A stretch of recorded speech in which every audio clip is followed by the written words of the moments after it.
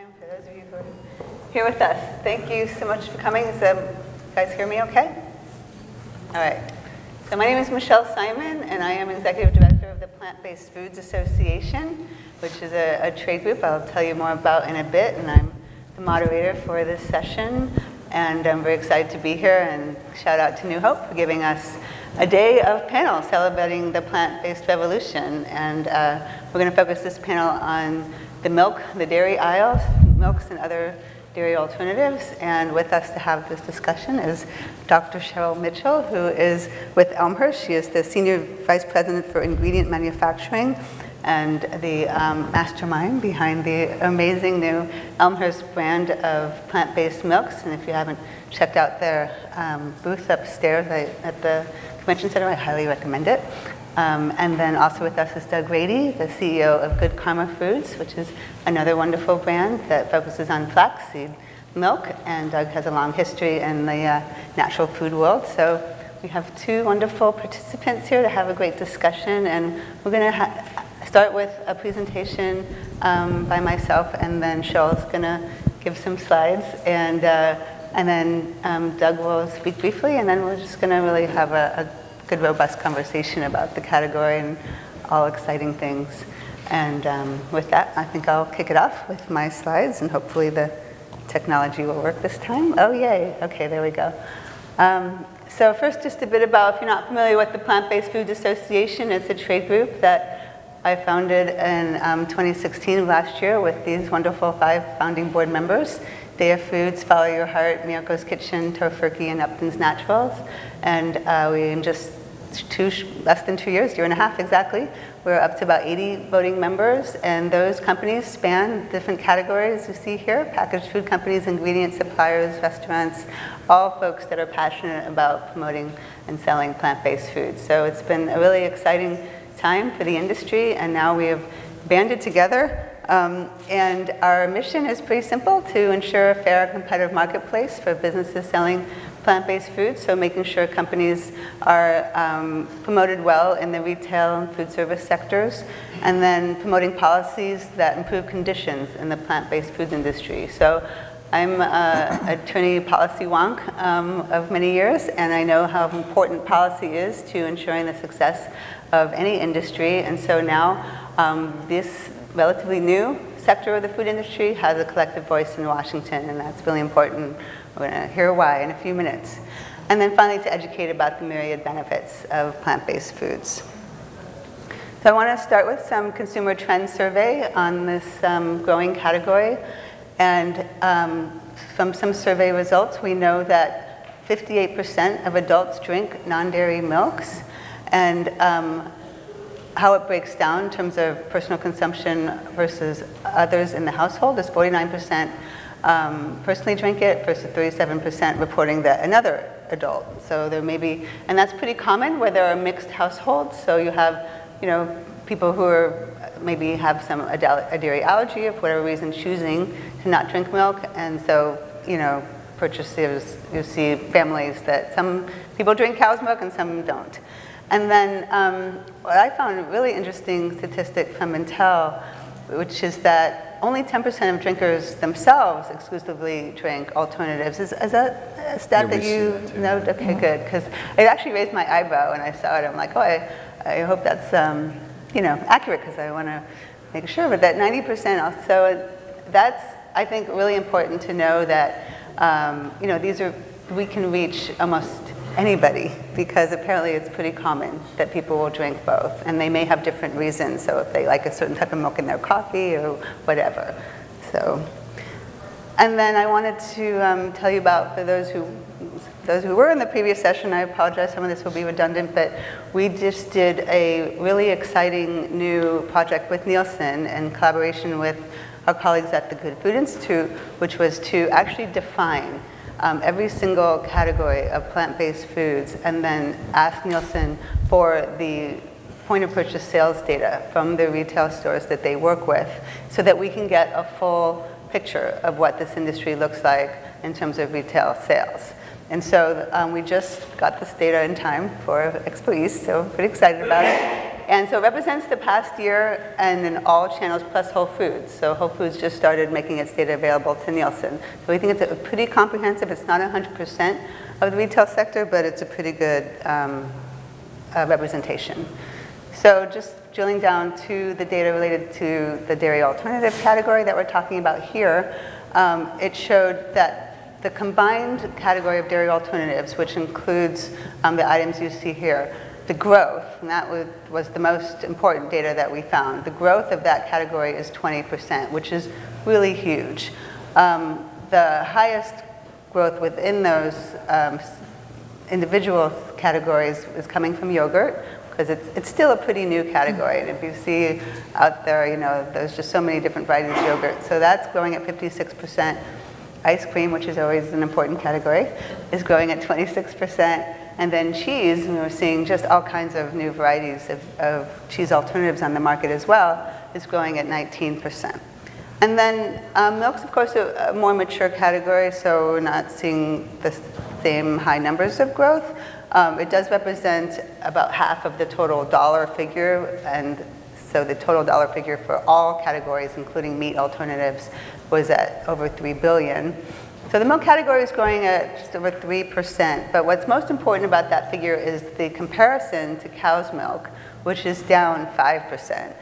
And you know, this is consistent with data that we know about Americans just consuming less milk, but it was particularly striking to see it from this sales data. And so meaning there's an 8%, you know, gap basically between the growth of plant-based milk versus cow's milk. So, you know, that's certainly the most important trend to think about. And then I just want to give you some examples of our members, PBFA members, and the varieties of milk. And this is just to point you to a really handy resource on our website, which we did a directory, essentially, of our members. And so you can click on dairy alternatives and meat alternatives and actually drill down to, you know, who's making ice cream and who's making yogurt. It's just a fun way to kind of see, at least from our members. And, you know, we don't have every company yet, but we're getting there.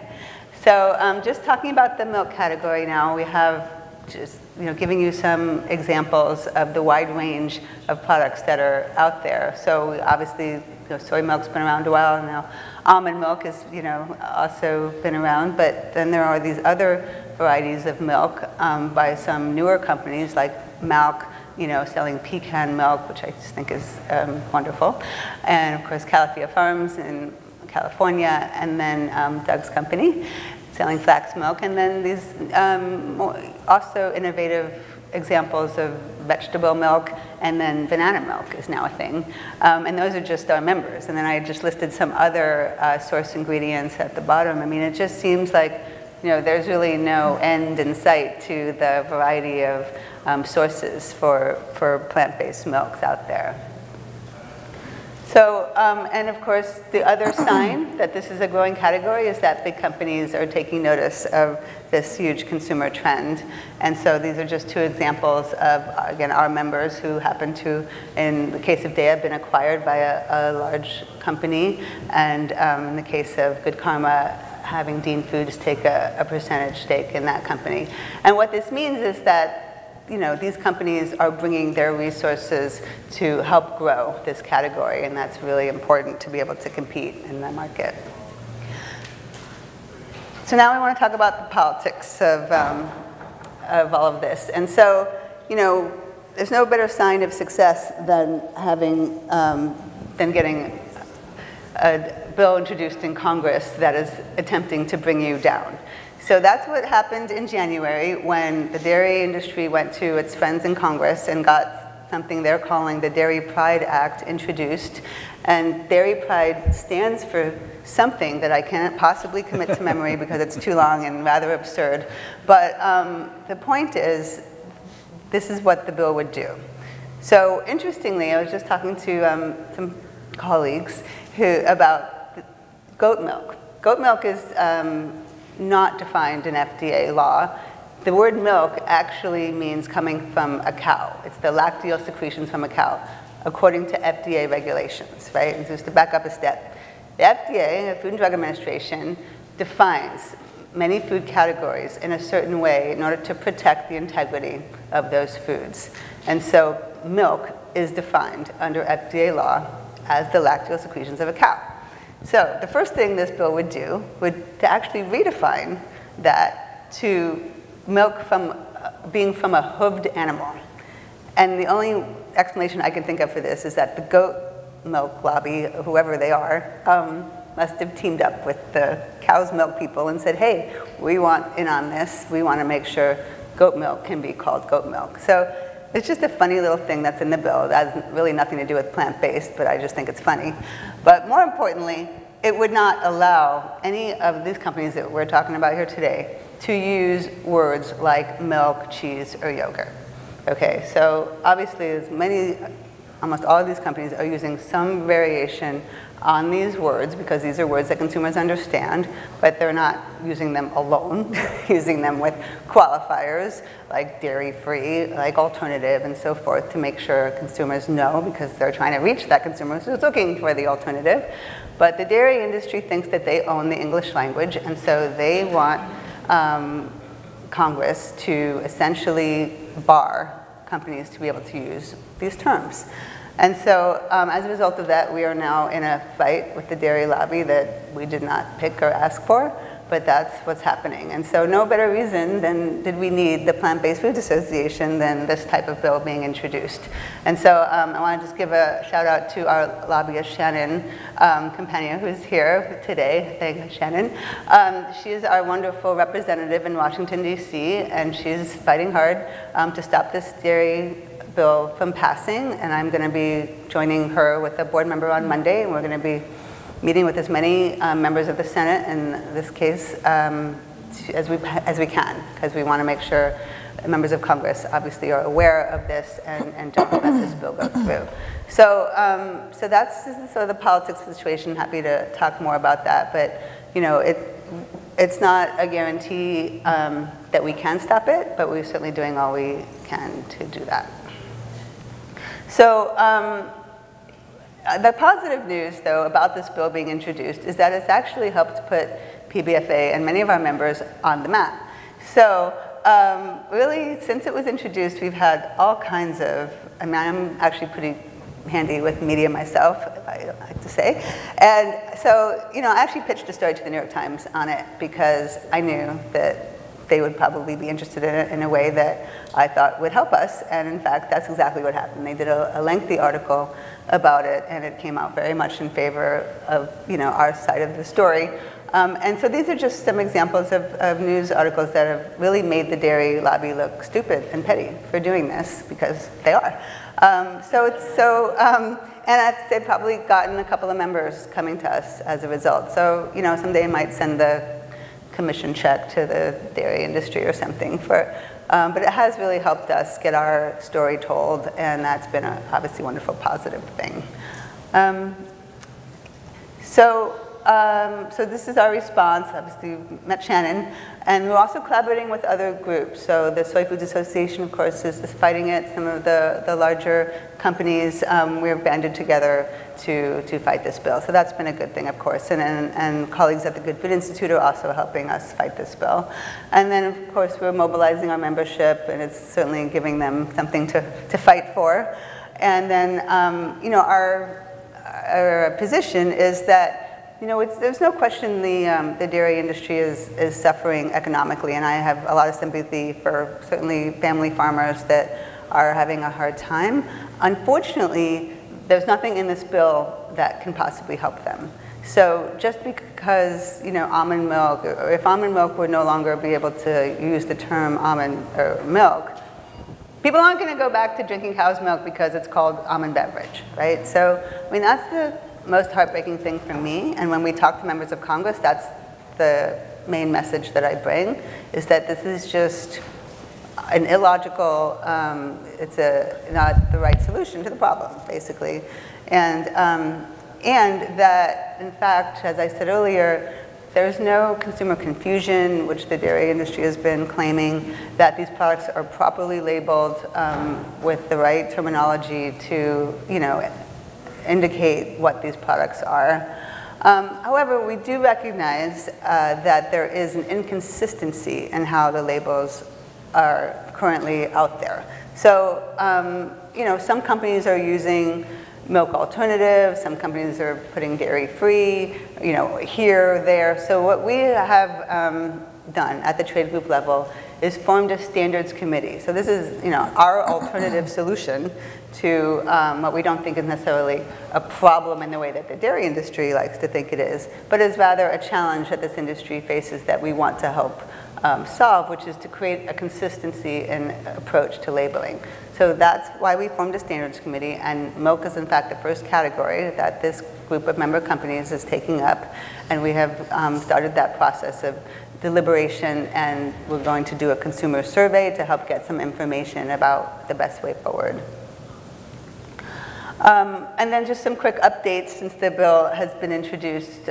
So the good news is that one of the two major dairy lobbies, which is the International Dairy Foods Association, actually announced in the spring that they were backing off the bill. And this was a big victory for us, and that's because that organization actually represents companies that make both dairy milk and plant-based alternatives. So, you know, they got the message from their members this was not something that they should pursue, so they're no longer pushing for it. Unfortunately, the other component of the dairy lobby in the National Milk Producers Federation, which represents dairy producers, so mostly dairy farmers, large co-ops, they have dug in their heels even further and are definitely still pushing for the bill, and they are very powerful in Congress. So they are our main opponent. The FDA, for its part, you know, the dairy industry has said FDA is not doing its job and enforcing the law, and they're just so mad at the FDA. Well, the FDA doesn't seem to see this as a priority. And obviously the FDA has a lot of important issues on its plate, things, I don't know, like food safety, a little bit more important than what's on an almond milk container, right? So we think that's good news. You know, we're fine with FDA kind of hanging back, and PBFA has engaged in conversation with FDA to let them know that, you know, we are on it. We are coming up with an industry-led voluntary solution, and they appear to be open to that and are, you know, working with us in a constructive, collaborative way, which is, you know, how we think this problem should be solved. And then our next steps are continue to meet with members of Congress, keep an eye on upcoming legislation. You know, you may have heard things can get kind of shifty in Congress. I know it's surprising that they would do things in an underhanded way in that body, but you know, we don't think the bill would move on its own because it's just not important enough, and we've met with the committee members to know that they wouldn't prioritize it, but we do know that there are all kinds of sneaky ways that lobbyists can team up with members to get bills passed, and the most common sneaky way is to attach it to a larger bill, another piece of legislation that has to move, right? So an example being the Farm Bill, which comes around every 4 years and is coming up in 2018, and we know that members of Congress are actually drafting it as we speak, and so you know, we're concerned that this bill could just easily get tucked in. I mean, it's only, you know, it's probably a page or two long in like a 400-page document, right? Perfect vehicle to sneak something like this into. And so it's something, you know, again, we're trying to really educate members about to try and stop that from happening. So it could happen. But also want to let folks know that it doesn't mean the end of the story, even if this bill passes, because first of all, FDA still has to act. It's not an automatic thing. It does require FDA action. And also we have something called the First Amendment in this country, which basically says that the government has to have a really good reason to restrict the speech, essentially, even of companies in a commercial way. So obviously there's free speech for political reasons, which is, you know, very protected. But even companies on labeling, in marketing, in advertising in general, have certain protections under the First Amendment. And so, you know, I also fall back on that argument with members of Congress, like, well, you know, even if you pass this bill, we're going to get our team of lawyers together and stop it that way. So, you know, we have other tools in the toolbox, so we'll see what happens. And meantime, our standards committee work continues. So I thought I'd end with just a few of the milk industry's talking points, and we can kind of circle back to to them to have some discussion. So, you know, the milk industry likes to talk about, obviously, you know, they feel very proprietary about this term milk. They say it only comes from a cow, that you cannot milk an almond. That's one of their favorite cutesy talking points in the media. And then they talk a lot about plant-based milk companies being imitators, right? So they love to toss the word imitation around there, and that we're, you know, trading on milk's good name. So to talk about that. And then what they've really been pushing more lately is this idea that milk is some kind of gold standard for nutrition, right? So that as if, you know, consumers are just, you know, suffering from some sort of milk deprivation syndrome by not drinking cow's milk, but by drinking a plant-based alternative. And so it's just an interesting idea that, you know, we have all kinds of counter talking points for, but we'd love to bring our panelists in to discuss as well. So with that, I think I will turn it over to Cheryl and see if your slides come up next. They do. Thank you. Yep. So a little bit about my background. I've been in the industry for 35 years and creating non-dairy alternatives since the rice stream are my patents, and with Imagine Foods and getting that out into the market. So it's kind of correct that I'm doing a little bit of a historical background just to bring everything into perspective with regards to the changes that are occurring in the dairy aisle right now. And so I wanted to take a look at a few things, and hopefully, yeah. So here we're looking at alternative non-dairy milk beverage development, and many of you might be aware that in the non-dairy beverages, particularly soy and rice, have been around for thousands of years. Rice in the form of amazake, and the soy milk, of course, has been appreciated in the Asian countries for a very long time. Not so much in the US, but it was there. In the 1980s, we started to see the first aseptic packages coming over from Asia, and these were low-acid aseptic. So we're talking about milks pH neutral, so pretty much in the area of 6 to 7.5.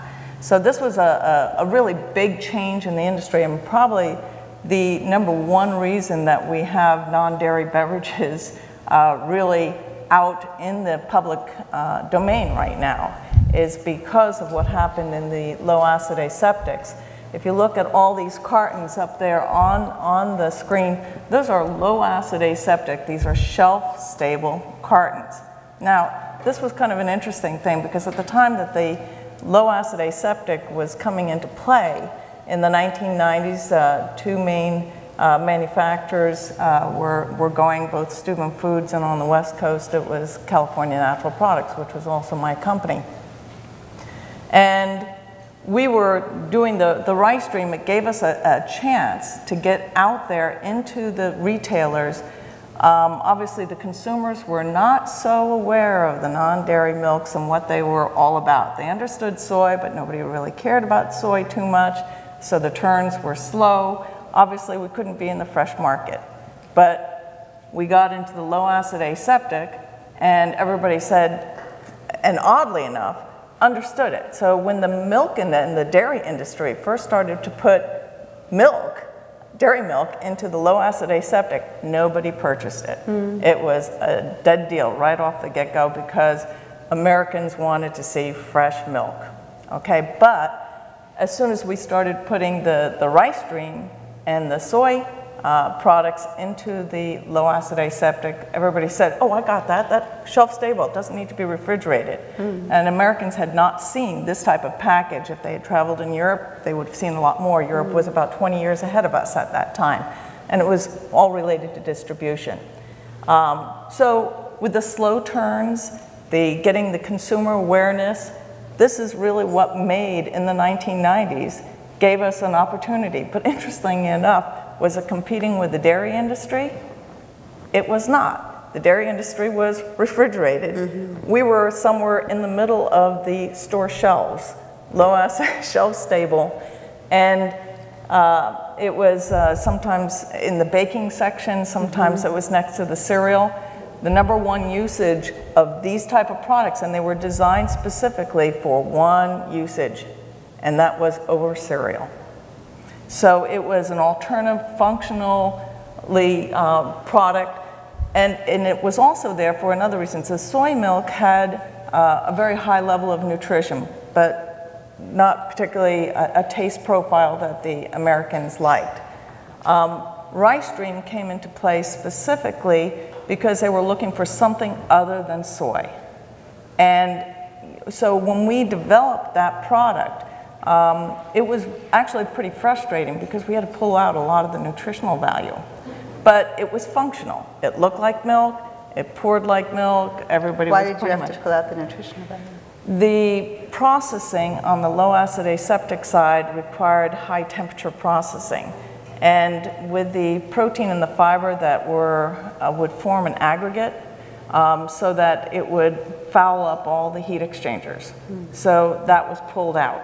Same thing with the okara in the soy milk. So that had to be pulled out, so we were losing a lot of the proteins out of the soy milk as well. Even when the Almond Breeze came up with their products, that's what limited them to just a couple of almonds in there, because if they used any more almonds in there, it would foul the heat exchangers. So good products, good functionality with regards to over cereal, drinkability, but we're not in the dairy case.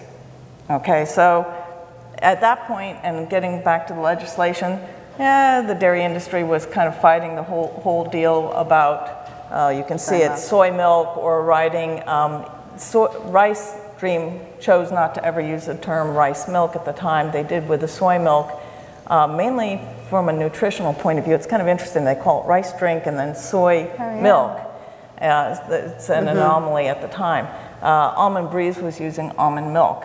But yeah, the dairy industry jumped on them during that time period too. They lost the battle.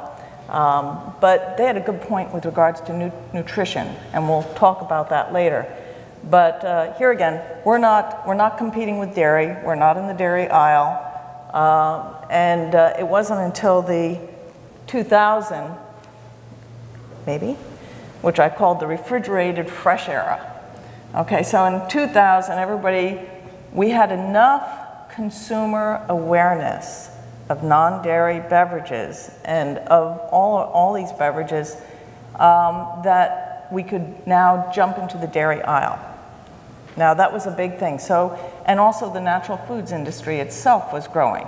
So we were tired of being next to the cereal or in the baking section, and we wanted to be forefront right there with the refrigerated products, fresh products, and we had the turns. Okay? So it made sense now to get these products all out in the refrigerated process. Same type of product, again, starting with soy milk, the almond milk, the rice beverage, coconut milk entered the stage, and then they started getting a little bit with the cashew, but notice again the calories on the cashew. So we were still fighting the same problem with the processors. Going into making these products, we would be fouling the heat exchanger unless that we took care of the nutritional parts of it and pulled some of the protein out along with the fiber. So again, we had a lot of limitations, but we were now in the dairy aisle, you know, trying to go head to head. During that same period, and we still see in the center aisles of the store, which most of the natural foods industry don't shop too much the center aisles of the store, they walk around the outside, but it's trying to see where the trends are and the trending of the new future. Notice all these packages are low acid aseptic, so they're all shelf stable. So when we don't think that there's going to be the turns, this gives us an opportunity to keep it out there on the shelf longer and get it out there. But there's another trend that's kind of lurking behind the scenes on this one. So we started to see in the 2000 all kinds of blends of the nuts, you know, fortification with proteins and whatnot. We also saw some nutraceutical developments in the case of the temps, same thing as the flax a little bit later on. Mixtures of oats and grains, different resources, all having the same limitation though. Okay, and that was with regards to how much proteins we can actually get in there and get from the main source of the product that we're working with. So looking at the market landscape, and this is really extraordinary. So here we are up through 2000, 2015. Take a look at where we are really as the alternative milk and the dairy milk and the whole pie. We're at 6% of the volume. It's like a ceiling that we just can't break through. And for the longest time, we thought that ceiling was related to, well, it doesn't have the nutritional value of, we know why soy is limited. This is purely a taste, but all these others, people like the taste, there are people trying them, but why are we, our purchasing is, and purchase of and sales of the non-dairy alternatives is still limited. And we thought, well, okay, are people looking for nutrition? What is it? Why aren't we converting the dairy drinkers? And Michelle's slide, she pointed out that 58% of dairy drinkers also drink dairy alternatives, but they're not buying a lot. Okay, so that's more of a telltale sign. But they're willing to try it, so why aren't they buying more? What is the problem? What is this ceiling that we are up against? So that's where we started changing, and this is really a quantum leap, a change that is occurring now because there's new technology. And we started in 2010 by showing, we can get a whole grain out there. And so we started with the rice beverage and saying, this is whole grain brown rice. So we can deliver a full serving of whole grain brown rice, and it tastes like the milk. Very importantly, what happened to allow us to do that? It was new technology. It was the fact that we did figure out how to separate the proteins from the fiber so that we could process them and get them through the heat exchangers. The second thing is we were doing it with brown rice. The stability of the oil was really critical. We didn't know how to stabilize the oil originally, now we do. So this is all very special technology that is now working at Steuben Foods, and they put in a very special plant so that we could accommodate all that. The other area that in 2015 in the focus there, and we'll start to see more of these type of products, is those products that are focused on the nutraceutical value of the raw material. So in the case of flax and the omega-3 and 6s, we'll see more and a growth in that area, as well as the importance of, say, hemp, also with the omegas. That's just one example. There are other products and raw material products that have some very special nutraceutical value, so we'll see a growth in that.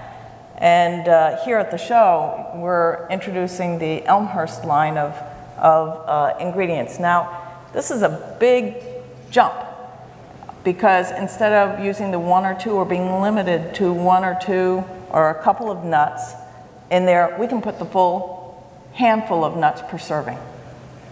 Okay, and we were able to do that again because we figured out how to separate the protein from the fiber, so we could remove just the fiber, and that's, by the way, not thrown away. That is used in the crackers and everything. So all these raw materials that are coming in to Steuben's plants, it's product in, everything is utilized, which is another very, very important area to be in. But the four nuts that they launched was the almond, hazelnut, cashew, and walnuts, all significantly different in taste and profile. But if you go to the booth, you'll also see something very miraculous. The proteins being liberated in that way have a functionality that we haven't seen before, okay? And the digestibility. So now we're into the area of dairy saying, well, you don't have anything nutritional. Yes, we do, and it's significant. And you know, whether it's nutraceutical or nutritional on our end, that's really what's going to make the change. These products are just the beginning. As the Plant Association points out, if we can make these milks that have these digestible proteins and functional proteins that are now available, we can make things that have not been made before or just kind of mocked up really close. But now, do they culture like cheeses? Yes, they do. Do they culture like yogurt? Yes, they do. We don't need to use starches or gums or emulsifiers anymore, because when all these compositions were liberated, they start to really have the functionality of dairy milk. Now, that's also an interesting thing, because we chose, and Elmhurst chose to use the word milked. Milked almonds, milked walnuts, milked cashews, milked oats, milked rice, because they are extracting all the nutritional nutrients from these raw materials. And so they're very proud to say, no, these things are milked with water. So this is what makes it special. So the foaming is an example of the liberation of the protein. Where you take these milks and very easy to whip up, and they make a nice froth and foam. As I said, even the proteins separated out make some of the most outstanding, in the case of the hemp, which has also been run through this process, makes one of the most outstanding white proteins that's never been seen before, but it is the best texturizable protein that's ever been out there. So we're just at the very, very beginning stage of a whole new products of development, and we're going to see a lot more. Now, these will impact the dairy case, because as you get into a true non-dairy cheese or a true non-dairy yogurt that looks and functions like the yogurt, you bet all of a sudden we will be starting to be very, very competitive as an industry in the dairy market, and these will be refrigerated products. These are ready to go, and so it'll be. Can you explain the meat analog? What's the application in a meat replacement? Well, so if you're looking at the current meat replacements, you're dealing with soy. Meat replacement is probably the most popular, or a combination of soy and gluten. Right. Well, now you got the gluten problem. Right. Okay, and then of course you've got the mushrooms, you know, that are used as meat analogs and replacers. To have something that's not in any of those categories, let's say from hemp, and that is an example of the hemp meat that we actually made, and then kind of teriyaki it, and, you know, and cooked it. But these are examples of the future, and we're looking over the next 10 years, we're going to see so much more in the dairy, and it really needs to be there, and it will be sharing the case. And so a lot of the other products, and thank goodness the natural foods industry has also expanded, and so they have the refrigerated case there. But I think we're going to see some very popular products now, plant-based products, in the dairy case in the future. So. Great, thank you, Cheryl. That was exciting stuff. So I'm going to come back to some of what you were talking about, but Doug, I want to bring you in, and I wanted to have you start the conversation by talking about some of your your journey. And I know you worked with White Wave about a good 10 years ago or so talk about that and your path to being at Good Karma and what changes you've seen in this sector. Sure.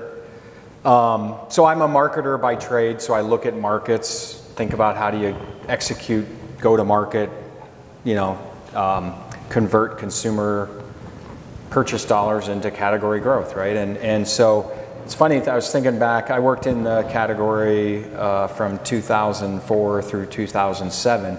And we did a lot of work back then because that was on sort of phase or era 2 that Cheryl had on her chart there when plant-based milks started to look and emulate a lot more like fresh milk.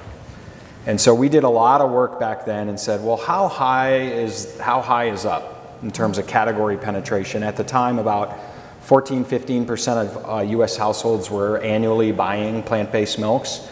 And we paid some very high-priced consultants to go do some consumer work, and the answer was 22%.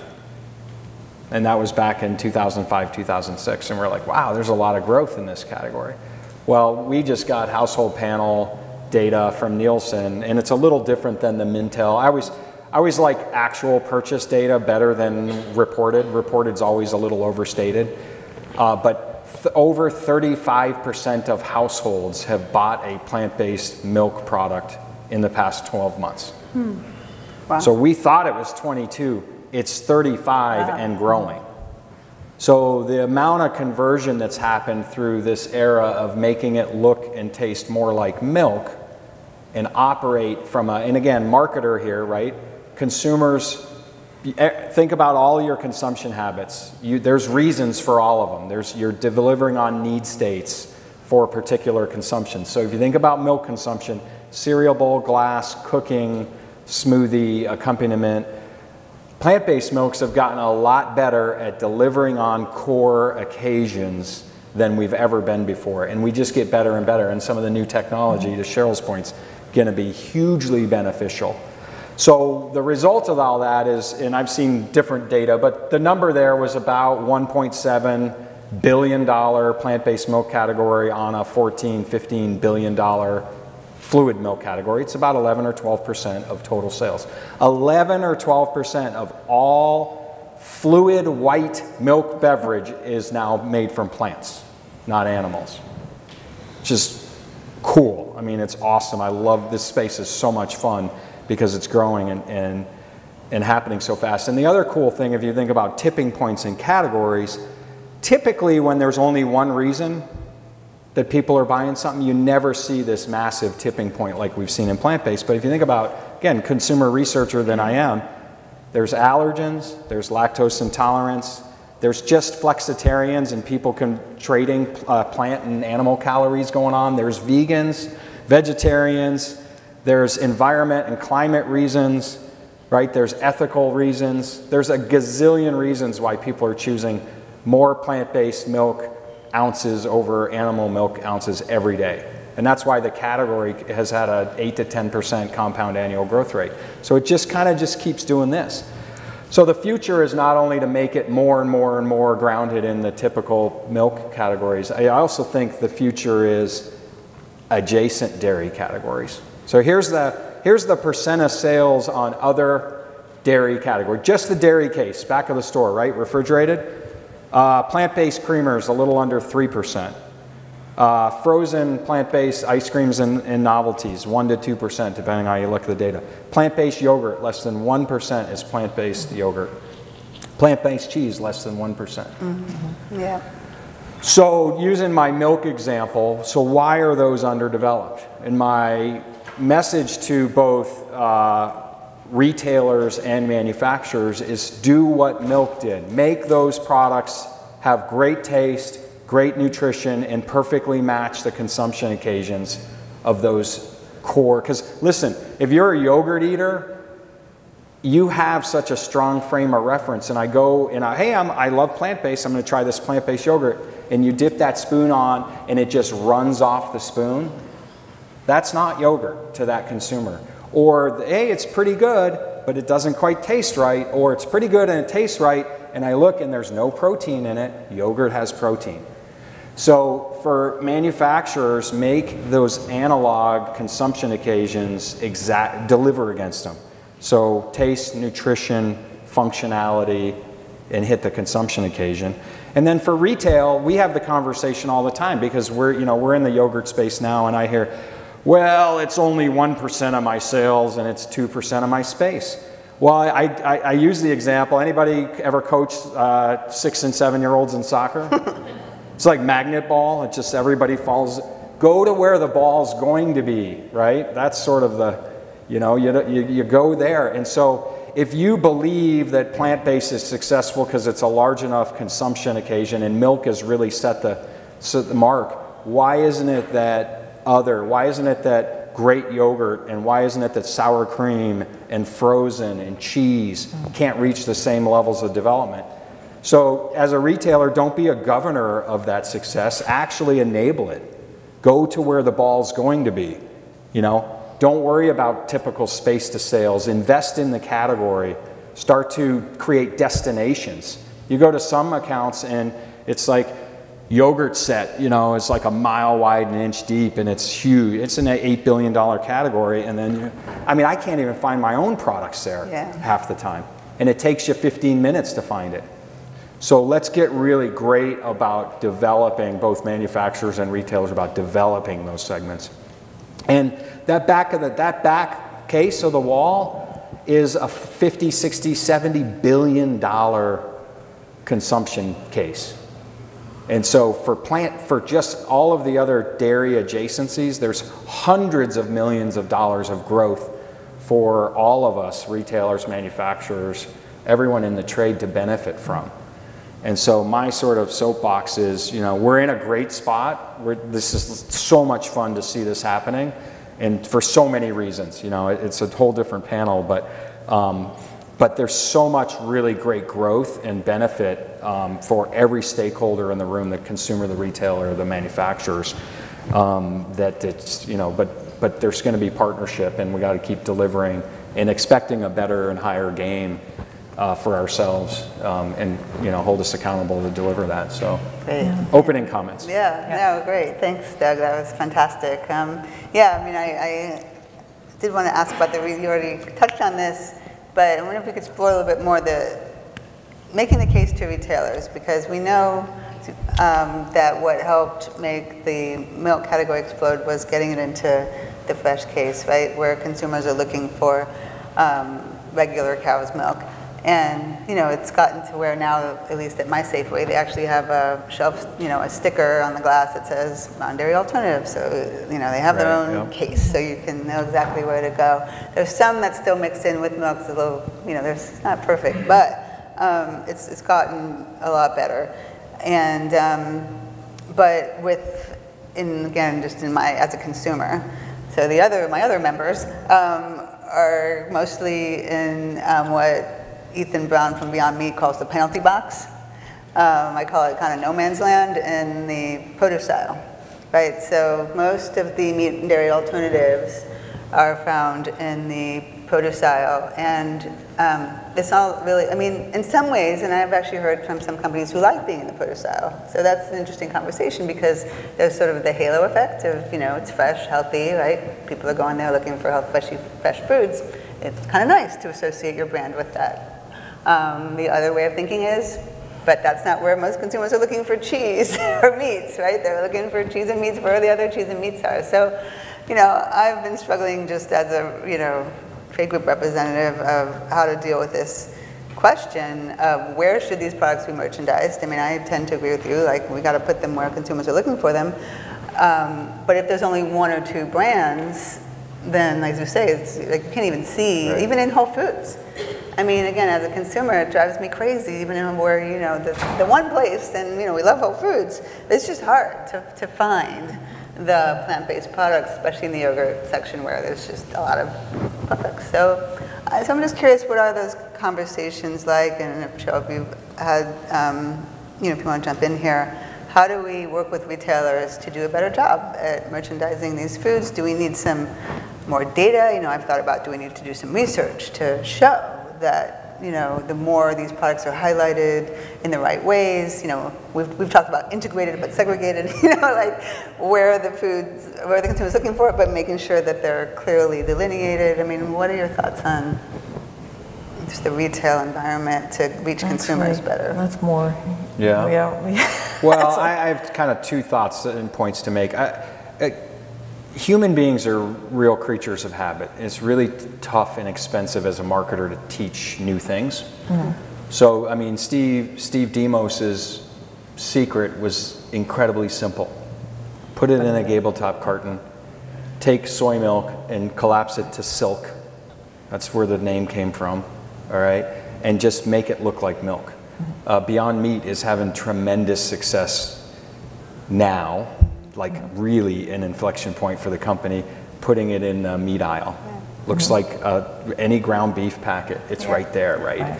And so this notion of being really telegraphic, and I share this with retailers and partners, and we try to do it as companies. I think a lot of companies are doing it incredibly well, but just be telegraphic. Don't try to teach the consumer some other thing. This is what it is. It's just an alternative. It's just different, but it's all for the same stuff. And the other thing I like to do is I use case studies and examples. Let's learn from things that have already happened. And I have had some experience in the gluten-free bakery and bread category. And in the early days of gluten-free, and I use this case study with retailers, it was the consumer actually had a name on how they would use bread, and they'd call it refresh, because the gum and starch technology needed heat to get pliable. Otherwise, if you made a cold gluten-free bread sandwich, it would crumble in your bag as you're taking it to work. And so consumers actually created their own nomenclature. And because it was so hard and not easy for the consumer, the category was like this.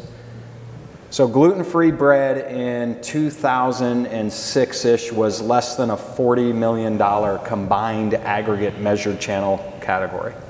And then you had technology breakthrough, and people started to invent bread that tasted and operated and functioned like regular bread. And the category grew 50% CAGR for 5 straight years. So it grew to over 400 million in sales. And it was this simple concept. Make bread taste like real bread, right? Genius. No. But that's what happened. And so I use that same analogy with partners that we, hey, let's invest, but let's make sure that we're developing the category the right way. And I think the point there too is about the categories, even with the breads, people know where to look for, you know, and so if it's gluten-free, it's going to be in the bread section. Right. It's not going to be in its own section. Right. So case in point with regards to the 2000 development of all the fresh milk that went out there in the gable top, that's where it was successful because it was right next to the dairy case, and they bought into the refrigerated shelf space there.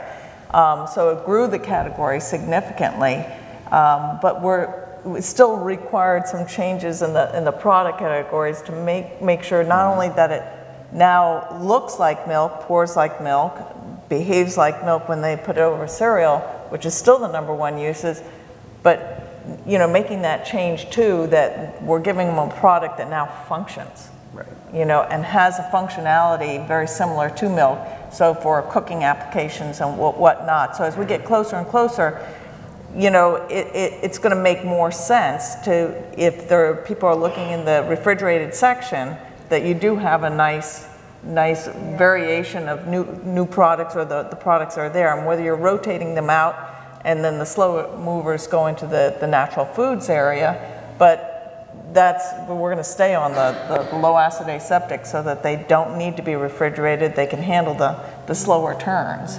But okay. Right. Hang on. Just want to ask one more question, and then we'll take audience questions after that.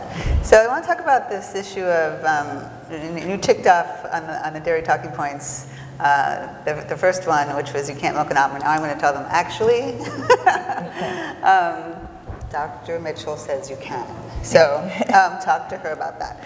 But so does Robert De Niro, by the way. Oh, really? Right? Everybody knew the movie, you can milk anything. yeah, you can milk anything. Okay, well, there's the higher authority. So on this issue of nutrition, I also want to combine the conversation with price points, because it's certainly true that most of the plant-based, probably all of them, are higher in price than cow's milk.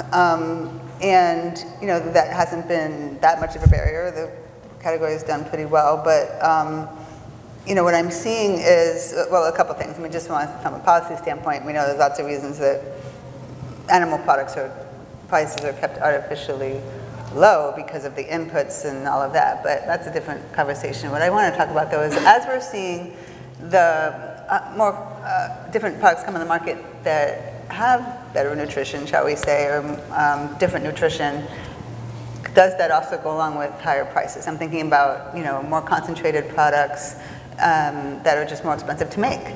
And how do we address that balance of, you know, wanting to give consumer good nutrition, but it being costlier? Yeah, well, actually, as time goes on, it's not going to be costly. The price of milk is going to continue going up. So the subsidies are there, and the amount of milk that's available. So the price of milk inevitably will go up, and so all of a sudden we'll come into a little bit more parity as time goes on. So it's just a matter of looking for the future on that one. For right now, the consumers that are on the leading edge of the natural foods industry, and because of where it's marketed, you know, is why we have the higher price. But it's as I said, it's going to get more cost competitive. Even with the Elmhurst brand, it was very interesting as they launched at a higher price point, but there was no complaint by the consumers. In fact, they, in general, when polled, they said, well, gee, that's a great price. So it was a little bit of a stunning idea of that the consumers are willing to pay for nutrition. So, Deb? What is the price of milk? Because I don't believe the Class 2 milk market is the true cost of milk. Right. There's subsidies, there's all kinds of additional costs that aren't built into it, environmental impacts. And so I don't even think we know what it is. I'll tell you what, I think the consumer is changing the world in an unbelievable pace. If you think about it, and I've seen different studies with different numbers, but the measured retail food business is $650 billion, right? And the top 20 food companies have lost 5 share in 5 years. Well, 5 share, no big deal. $32 billion of revenue. And it's all because this consumer's changing so fast. So the premium thing, I don't even think about it that way anymore, because consumers are not thinking about it that way anymore. Consumers are looking for healthier options, more authentic options, better for, you know, the whole set of stakeholders, including the environment. And they are investing more in food, because all of that 30-something billion is they're all premium products. They're not going to cheaper products. Private label's pretty flat in this country. They're all coming to this industry, whether it's organic or anything else or plant-based. So the consumer's starting to connect it. Does anybody remember the Superfoods RX? It was one of the earliest sort of superfoods books. It was Dr. Stephen Pratt. He's actually an eye doctor, right? But he started seeing these connections between eye health and people's diets, his patients' diets. So he wrote this book, and it was the early stuff, right? Pumpkin seeds. But he had the greatest quote that I think is so true now. He said, you want your health span to match your lifespan. And I think the consumer's voting every day with paying for more premium, better products, less chemicals in their diet, clean eating, and it's the conversion of it's happening at an accelerating rate. So this premium thing, every time nobody will ever pay for that, you realize, yeah, absolutely. Yeah, they're investing not only because they believe in the companies and the brands and the products, but they're also investing because they believe in it for what it's going to do for themselves and, you know, the broader set of stakeholders. So I think the rules are broken forever. Cool, that's a good quote too. Yeah. Take it with you, the rules are broken forever. Okay, well, thank you. All right, well, I'm going to open it up. We have a good 15 minutes for questions. Yes, Helen. I have a question about the plant-based consumers.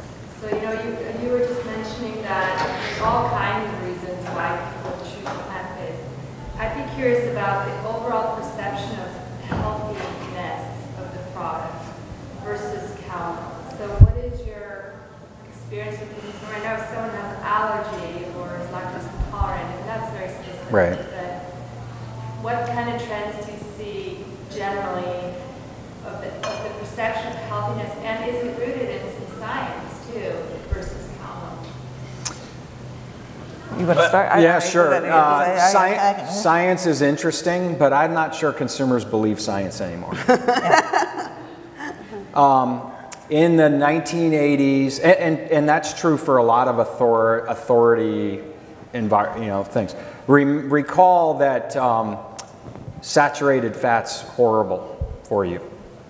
And we're going to do everything we can from a health policy standpoint to get people to eat less saturated fat.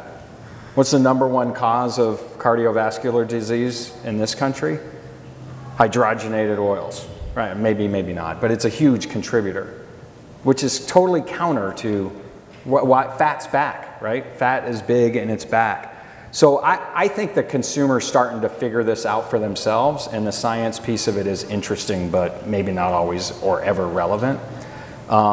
So the biggest push we see right now in plant-based is younger, the younger cohort, millennials in particular. Millennials are starting to be, are starting a predominance, having children and families, and so all of these sort of choices they've started to make are now getting ingrained in real consumption dollars and real purchasing power. And then that's starting to trickle over. What I've found fascinating is boomers are one of the fastest kind of healthy product conversion measures, because they, back to that health span, lifespan thing.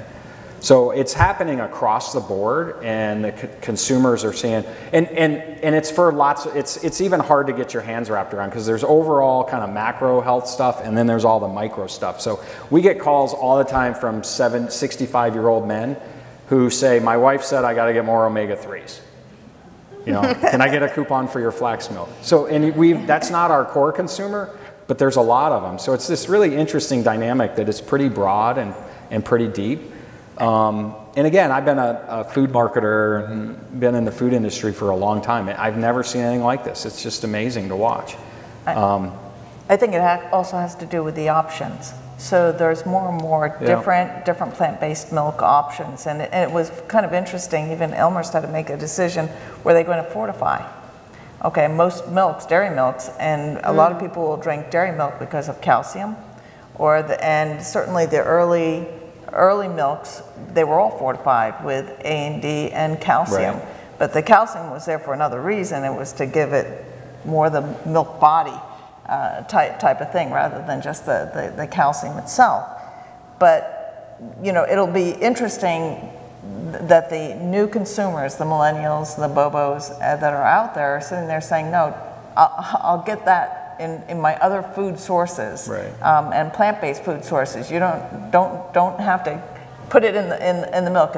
If we're dealing with an almond milk, or you know, and getting all the nutritional value that I want to get out of the almond milk, that's the one I want to go. Don't keep on adding stuff to it if you don't have to. Would you say that if you basically match the experience and the taste and the nutrition and the usage occasions, that the plant-based is perceived as the healthier option? I would say, yeah, the trend is going to be, well, and also, again, maybe I'm thinking too much in the future, but you know, as we approach 2040 and 2050, we are going to be, the nutritional bang for your buck is going to be, that's what the name of the game is going to be, and it's going to be about sustainability. And the plant-based is going to be where we're going to have to be in order to get out there. And people want to build that comfort, and they want to be able to, you know, if they can't buy the dairy milk, then they want something that's very similar functionally, taste-wise, or gives them something that they can use in all different forms. And I think the industry, meaning the alternative milk industry, has done an excellent job kind of raising their standards of these products. And I think we'll continue to grow, so.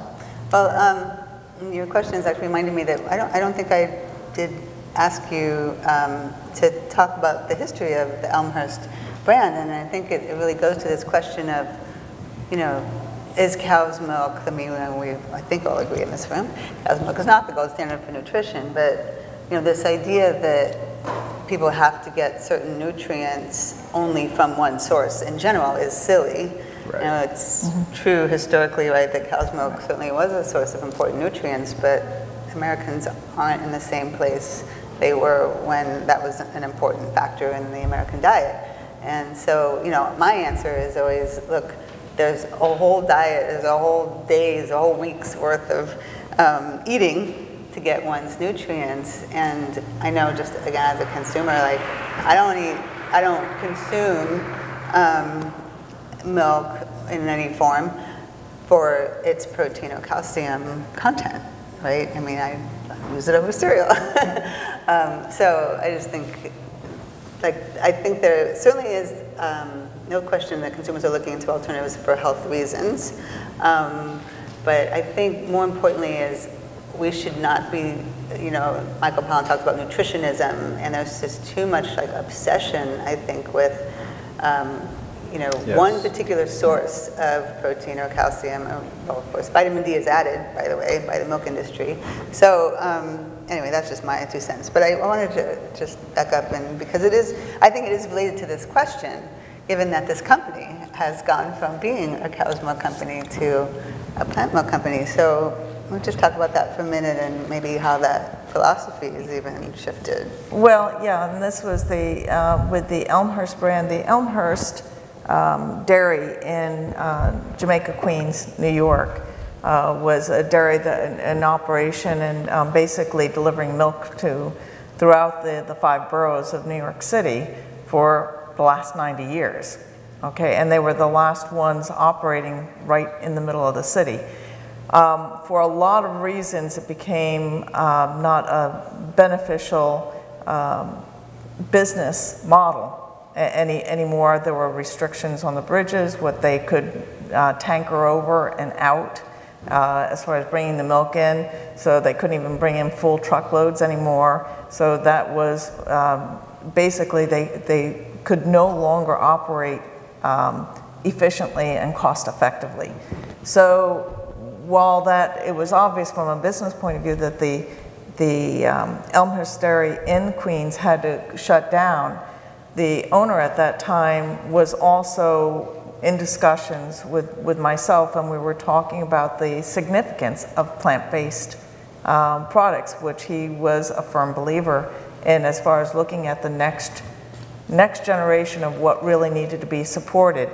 And really, and it was in his heart and concept, it was consistent with regard to delivering nutrition to your doorstep. Okay, whether it was from cows or whether it was from plants. This is about delivering and getting nutrition out to the people. And if he'd have it his way, he'd use all his milk trucks to deliver it to your doorstep. And in the same way that dairy milk was what was done. And really, this goes back to in the 1800s, they were drinking all kinds of things, predominantly water, what they had available. It was in 1946 with the school lunch program, where milk was actually a positive part of that milk program to maximize the nutritional part of it. In fact, they couldn't get subsidy unless milk was part of it. Still true. Right, so that's what really got everybody and all our parents, and we're still kind of with that dogma of milk has to be part of a healthy diet. Right. Okay, well, that's not necessarily true. It never was. It was a good thing at that time, and during the war years, it was an easy way to get protein into the diets and the school lunch programs, and so everybody just kind of went along with that whole dogma. It really was. But anymore, it's like, no, you don't have to eat just rice and beans, or you don't have to just eat potatoes or oats. You could have a whole diet of just oats and you'd be fine. But you'd balance it out with other things. But anymore, we have options. There are a lot of different food categories that, you're not just walking into a general store and buying a 100-pound sack of beans. You have a lot of options of different products in the retailer. And the alternatives are just the ones that are coming up and showing. And I think the industry is doing a heck of a job. Okay, thanks.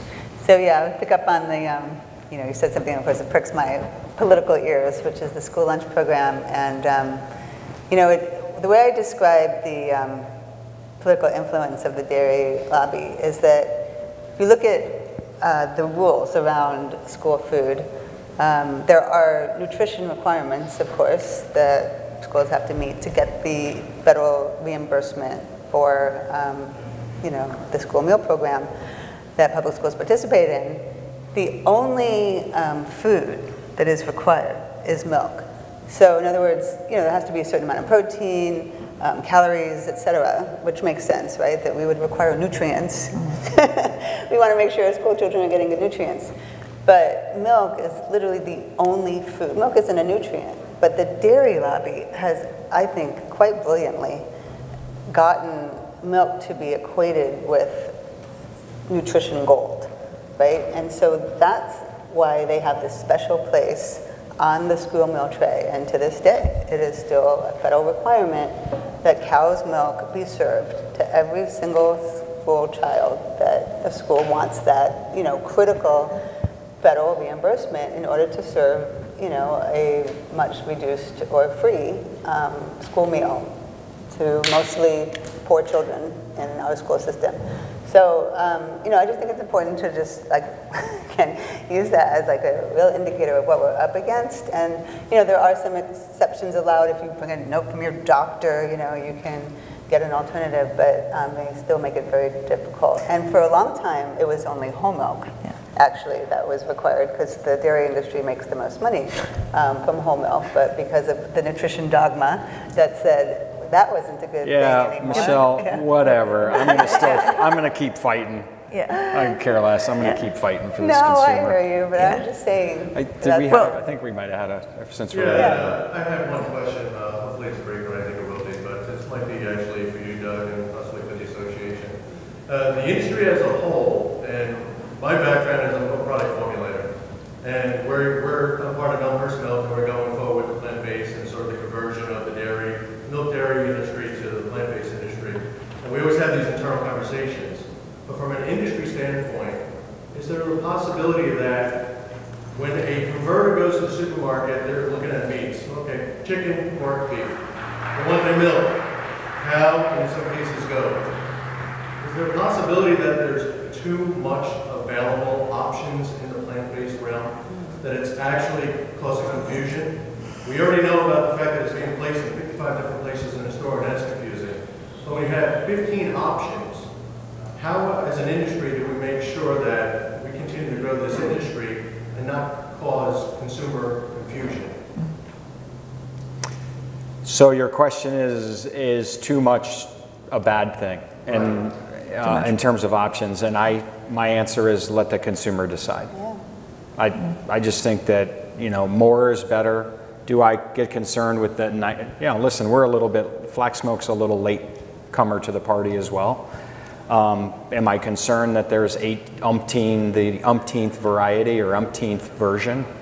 Yeah, sometimes it can confuse consumers and create some chaos in the category, but I'd rather have the consumer have options and vote with their dollars.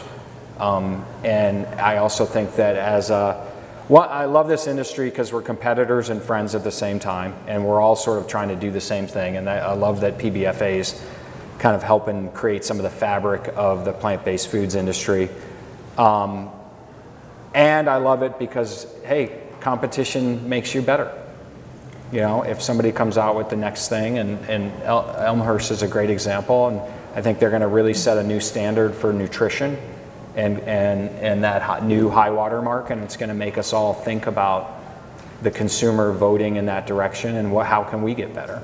So I don't have any problem with it. I think it's a good thing generally, and I welcome it across every category in the dairy set for sure. I'm looking forward. I can't wait to see what 5 years from now looks like.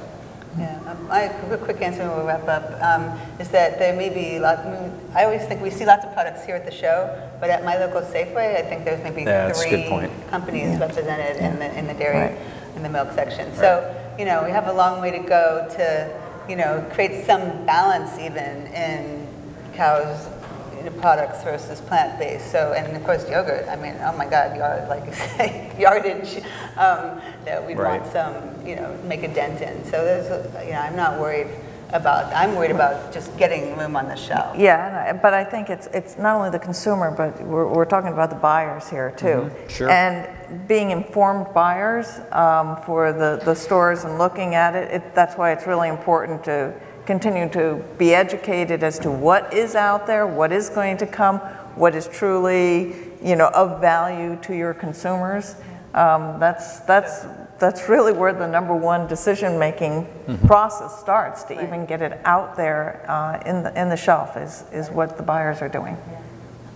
Well, with that, I will wrap up and thank our panelists so much for this wonderful discussion, and thank you all for participating, and the future looks bright for plant-based, that's for sure. So thanks. Thank you.